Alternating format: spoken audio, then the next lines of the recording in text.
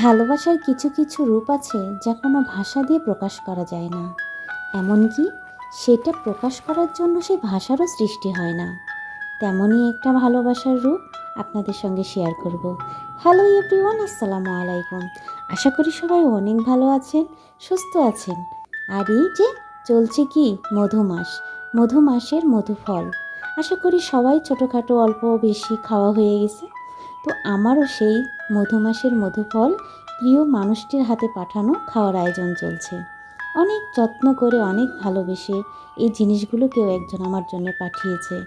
তার এই ভালোবাসাকে আমি কোন ভাষা দিয়ে প্রকাশ করব তা আমার জানা নেই।